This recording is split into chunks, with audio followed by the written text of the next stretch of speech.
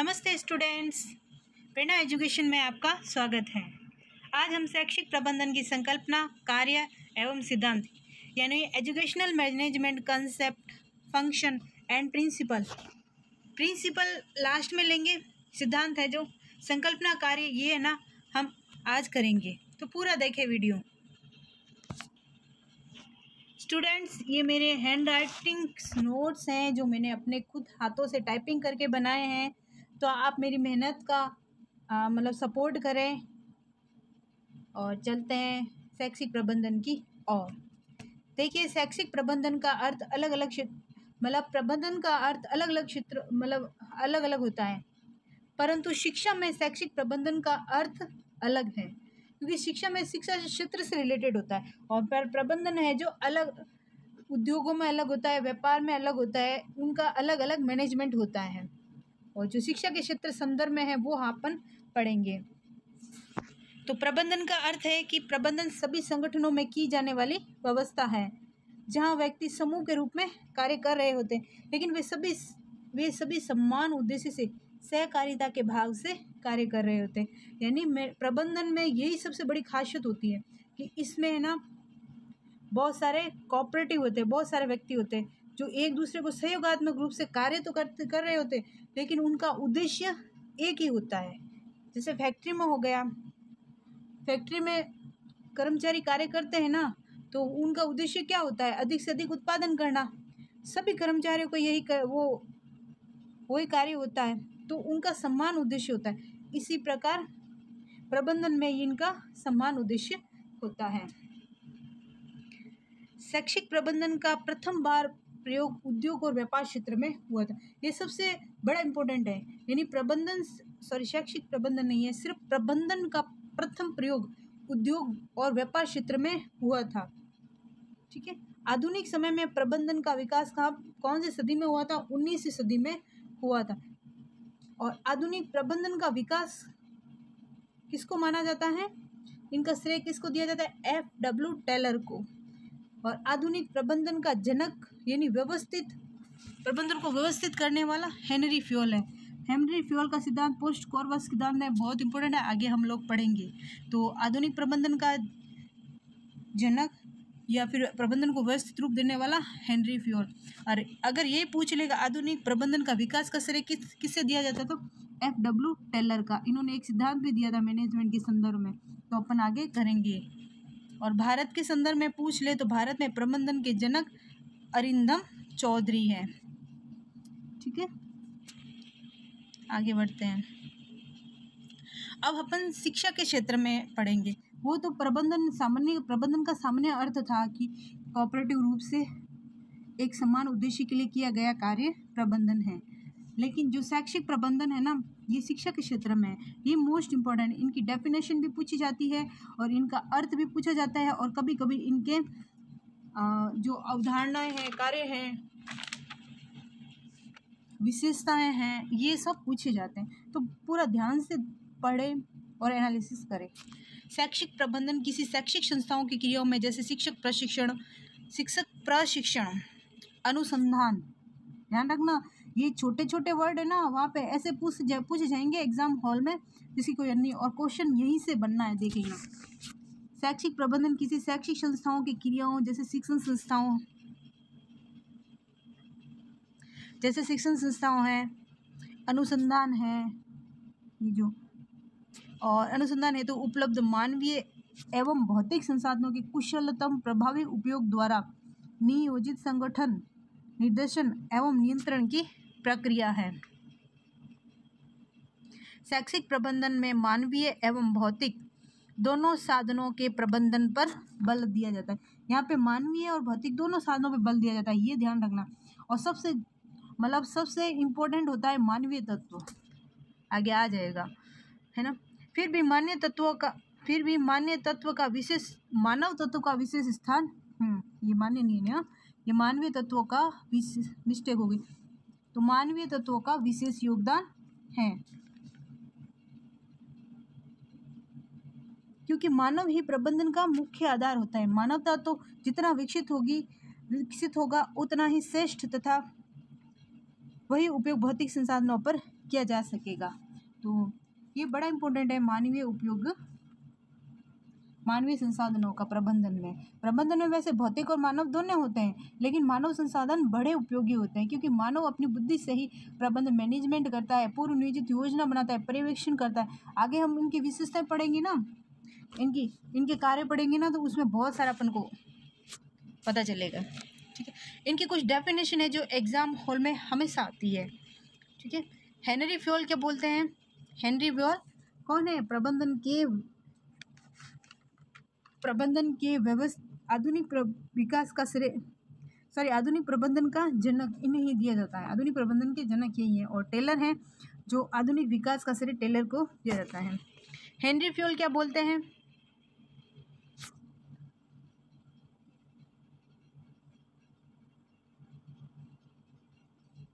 Henry Fayol कहते हैं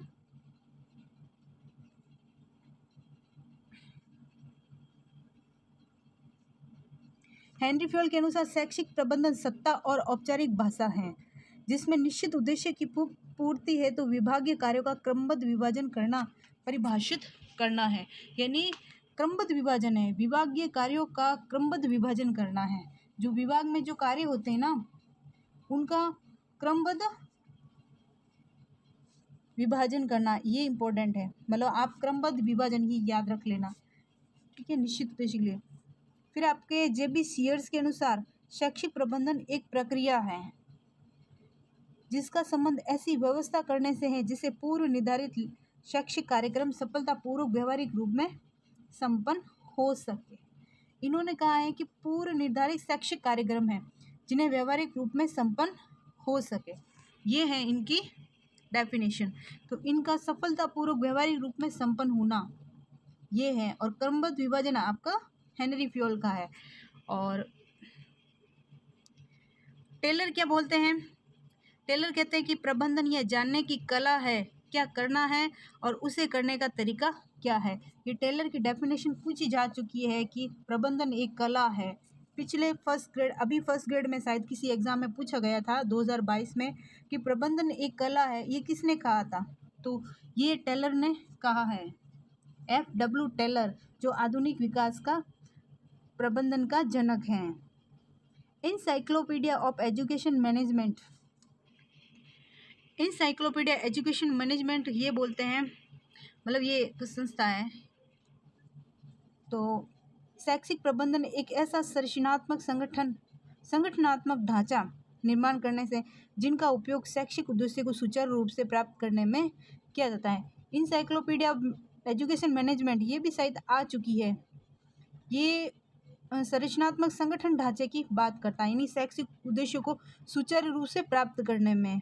ठीक है, कला टेलर ने बताई थी और कार्यक्रम व्यवहारिक रूप में संपन्न हो सके ये आपके सीयर्स ने बताए थे। और हेनरी फ्योल की सबसे इम्पोर्टेंट है क्रमबद्ध विभाजन है। ठीक है, अब है शैक्षिक प्रबंधन की विशेषताएं। ये भी इम्पोर्टेंट है क्योंकि शैक्षिक प्रबंधन की विशेषताओं में क्वेश्चन पूछा जाता है कि भाई शैक्षिक प्रबंधन से रिलेटेड कौन संबंधित है या नहीं है।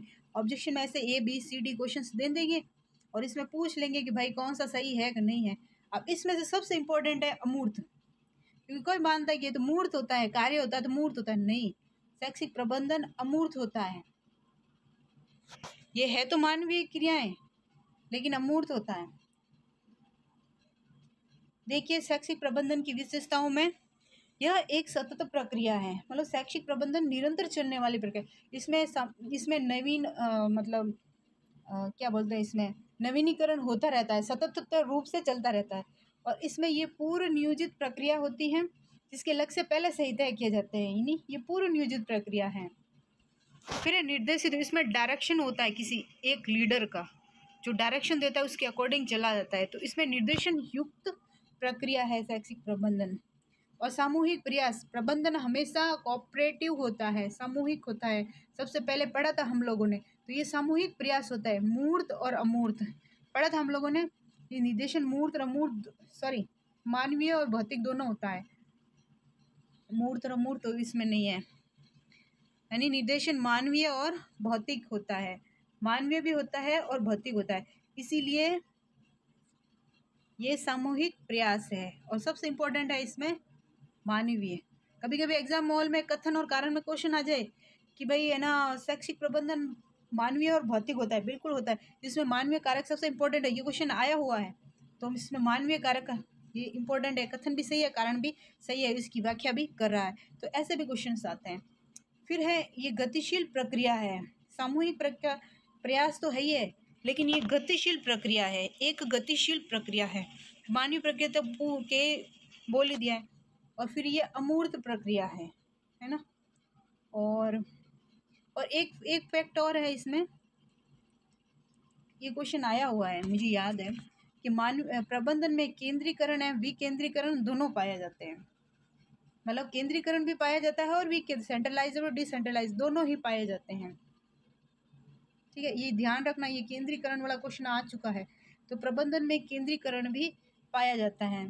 तो ये केंद्रीकरण सबसे ज़्यादा फ्रांस में होता है और विकेंद्रीकरण का मैनेजमेंट अमेरिका में होता है। लेकिन हमारे इंडिया में भारत के संदर्भ में बात करें तो केंद्रीकरण और विकेंद्रीकरण का प्रबंधन दोनों पाया जाता है। केंद्रीकरण आप समझ ही गए हैं सेंट्रलाइज, और विकेंद्रीकरण में आप वो भी समझ गए का बंटवारा वगैरह, तो ये हो गया है।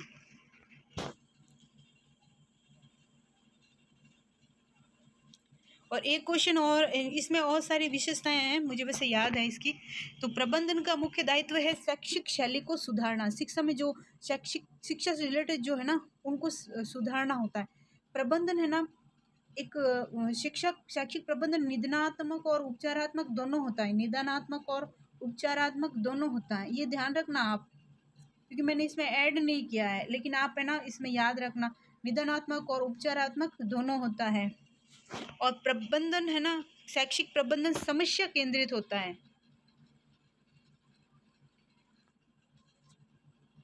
समस्या केंद्रित होता है, ये भी ध्यान रखना। समस्या केंद्रित प्रबंधन पाया जाता है। चलिए आगे बढ़ते हैं, अगला टॉपिक लेते हैं। यह प्रबंधन की विशेषता है, बहुत अच्छे से मैंने समझाई है, आप देख लेना। सतत प्रक्रिया, पूर्व नियोजित निदेशित युक्त है, सामूहिक प्रयास है, गतिशील प्रक्रिया है, मानवीय प्रक्रिया, अमूर्त होता है। अमूर्त होता है प्रबंधन है ना। तो प्रबंधन अमूर्त का मतलब है कि इसमें मूर्त मत कभी मत कर लेना, क्योंकि इसमें प्रबंधन मैनेजमेंट ऐसी चीज है जो दिमाग से की जाती है, अपने विचारों से की जाती है, इसीलिए यह अमूर्त है। ठीक है, ये ध्यान रखना, क्योंकि मूर्त नहीं होता है, मूर्त रूप तो मूर्त रूप होता है, लेकिन अमूर्त है ये प्रबंधन की विशेषता है, बहुत अच्छे से देख लेना आप। अब है प्रबंधन के उद्देश्य। शैक्षिक प्रबंधन के उद्देश्य, शैक्षिक संस्थाओं के उद्देश्य भी मोस्ट इम्पोर्टेंट है ना। शैक्षिक संस्थाओं के पूर्व निर्धारित उद्देश्य की प्राप्ति हेतु तो शिक्षा व्यवसाय को सुनिश्चित रूप से संचालित करना, यानी शिक्षा व्यवस्था को सुनियोजित रूप से संचालित करना होता है। शिक्षण प्रक्रिया को समाज व राष्ट्र के आदर्श मापदंड व आवश्यकता के अनुसार संचालित करना होता है। बच्चों का सर्वांगीण विकास करना ताकि देश के उपयोगी नागरिक बन सके, ये तो कॉमन है। शिक्षा की आवश्यकता के अनुसार नीतिगत निर्णय लेना ताकि नीतियों का निर्माण किया जा सके, इम्पोर्टेंट है। शिक्षा के सभी प्रकार के भौतिक व मानवीय संसाधनों का कुशलतापूर्वक उपयोग करते हुए ढांचागत सुविधाओं का प्रभावपूर्ण एवं कुशलता में वृद्धि करना। शिक्षकों व कार्मिकों में व्यावसायिक क्षमताओं का संवर्धन करना तथा उनमें सहयोग की भावना विकसित करना। यानी शिक्षक और जो एक्स्ट्रा कार्मिक होते हैं ना, उनमें उन क्षमताओं का विकास करते हुए उनमें कॉपरेशन, अगर किसी शिक्षण संस्था में उनमें मैनेजमेंट और कॉपरेशन की भावना नहीं है ना, तो वो काम नहीं कर पाएंगे, ये भी इम्पोर्टेंट है, आप ध्यान रखना। संस्थाओं का समय पर कार्य संपादन करना और कार्य संतुष्टि की वृद्धि करना और अंतर्वैयक्तिक संप्रेषण में सुधार करना। अंतर्वैयक्तिक संप्रेषण यानी वही बात होगी कॉपरेशन, इसमें जो व्यक्ति होते हैं जो भी शिक्षण संस्थाओं से जुड़े उनमें आपस में कॉपरेशन होना चाहिए। संस्थाओं की सार्वजनिक स्थिति को अच्छा बनाना। ठीक है, शैक्षिक प्रबंधन का मुख्य उद्देश्य शिक्षार्थियों के लिए ऐसा परिवेश तैयार करना जिसमें शिक्षा के लक्ष्य को सफलतापूर्वक प्राप्त हो सके। शैक्षिक प्रबंधन का मुख्य उद्देश्य है कर्मचारियों से उनकी योग्यता और क्षमता के अनुसार कार्य करवाना, ये इम्पोर्टेंट है। कर्मचारी को उनकी योग्यता और क्षमता के अनुसार कार्य करना। जैसे टीचर है, किस फील्ड का, जैसे टेक्नोलॉजी से रिलेटेड, अब अभी वर्तमान में टेक्नोलॉजी सबसे ज़्यादा है, तो कंप्यूटर का टीचर होगा टेक्नोलॉजी में, तो उनकी क्षमता डेवलपमेंट करनी होगी। ठीक है, जो आईसीटी से जुड़ा हुआ होगा वो भी इससे रिलेटेड होगा, कंप्यूटर से रिलेटेड होगा, और जो थर्ड ग्रेड कर्मचारी होंगे वो उससे रिलेटेड देखेंगे, और जो कर्मचारी अन्य कार्य को देखता है कंप्यूटर से अलावा, उनको वो अलग कार्य दे। तो इसका मतलब है कि उनकी योग्यता और क्षमता के अनुसार कार्य दिया जाता है। जैसे चपरासी का कार्य है कि भाई फाइल को इधर उधर ले जाना, तो उनका वही कार्य होगा भाई, उनको वो करना। ये है, तो ये शैक्षिक प्रबंधन के उद्देश्य हैं, जिसमें से इम्पोर्टेंट मैंने आपको बता दिया है, बाकी कुछ ज़्यादा इसमें नहीं। अब है शैक्षिक प्रबंधन के कार्य। शैक्षिक प्रबंधन के कार्य, ये बड़ा इम्पोर्टेंट है। इसमें कार्य में, शैक्षिक प्रबंधन के कार्य में सीक्वेंस से पूछा जा सकता है। कुछ कार्य तो ऐसे हैं जो पोस्ट कॉर्वस से ही है, लूथर गुलिगला और हेनरी फ्योल का पीओसीसी है ना, ये है।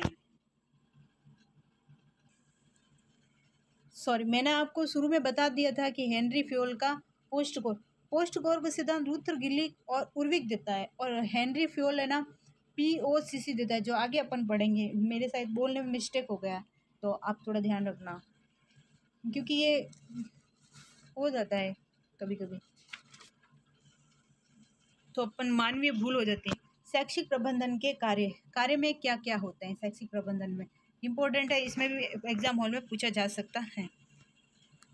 नियोजन यानी प्लानिंग, यानी सबसे पहले प्रबंधन प्रक्रिया में नियोजन की आवश्यकता होती है कि भविष्य में क्या करना है, क्या नहीं करना, कब, क्यों, कैसे, ये सब निर्धारण करना होता है नियोजन में। फिर है संगठन यानी ऑर्गेनाइजेशंस। संगठन कौन कौन से संगठन, इसमें औपचारिक भी होते हैं, अनौपचारिक भी होते हैं। कार्य के संचालन, जैसे भौतिक और मानवीय संसाधनों द्वारा संस्था से जो उद्देश्य प्राप्ति के लिए स्थापित किया जाता है ना, तो वो है, ये संगठन प्रक्रिया की क्रिया के अंग हैं। ठीक है, फिर है डायरेक्शन या निर्देशन, ये इंपॉर्टेंट है, डायरेक्शन और निर्देशन। उच्च अधीनस्थों द्वारा समय समय पर मतलब निर्देश देना, वो सही तरीके से करवाना, यही है डायरेक्शन। डायरेक्ट देना, आदेश या निर्देश देना, कार्य को सही तरीके से बताना, प्रशिक्षण देना नहीं कहते, कार्य का मूल्यांकन करना, ये इसके अंतर्गत आते हैं। फिर आता है समन्वय यानी कोऑर्डिनेशंस, यानी किसी संगठन के निर्धारित लक्ष्य की प्राप्ति हेतु विभिन्न व्यक्ति या उप विभाग कार्यरत रहता है। इन व्यक्तियों या उप विभागों की गतिविधियों में तालमेल स्थापित करते हुए निर्धारित लक्ष्य की प्राप्ति करना ही समन्वय है। अब स्टाफ तो होना ही चाहिए, इसमें कोऑर्डिनेशन तो होगा ही, लेकिन कंट्रोल भी होना चाहिए, नियंत्रण भी होना चाहिए। इसमें नियंत्रण हो गया। अब नियुक्ति, स्टाफ होना चाहिए, स्टाफिंग होनी चाहिए। तो स्टाफिंग एक ऐसी प्रक्रिया है जिसके माध्यम से पता लगाया जाता है कि निर्धारित योजना के अनुसार कार्य हो रहा है या नहीं। ये तो नियुक्ति हो गई ना। हाँ, और नियुक्ति में ये होता है कि प्रबंधन निर्धारित उद्देश्यों के अनुरूप योग्य, कुशल, अनुभवी कर्मचारियों का चयन किया जाता है। इसमें नियुक्ति की जाती है, स्टाफिंग की जाती है, और वो ईमानदारी से कार्य को कर सके और शैक्षिक सुधार में कर सके। फिर है संप्रेषण संचार का तात्पर्य दो या दो से अधिक व्यक्तियों के मध्य विचार, अनुभव, संवेग है ना, इन सबको है ना, इन सबको आदान प्रदान करना, कम्युनिकेशन संप्रेषण कहलाता है। संप्रेषण सबसे बड़ा ध्यान मतलब योगदान देता है। और कौन सा संप्रेषण? अंतर्वैयक्तिक संप्रेषण। मोटिवेशंस, अभिप्रेरणा सबसे बड़ी इंपॉर्टेंट होती है ना। अभिप्रेरणा को क्या बोला जाता है? प्रबंधन का हृदय। किसने कहा था? लिक्कट ने कहा था। ये भी इम्पोर्टेंट है। लिक्कट ने कहा था कि अभिप्रेरणा प्रबंधन का हृदय होता है, और अभिप्रेरणा देना बहुत जरूरी, मोटिवेशन देना बहुत जरूरी होता है। आप चाहे फीडबैक है ना, वो बहुत ज़रूरी है। या तो आप अपने उचित व्यवहार करके दो, उनकी रोजगार की सुरक्षा दो, विकास के अवसर दो, पदोन्नति दो, उनका सम्मान करो, उनकी सराहना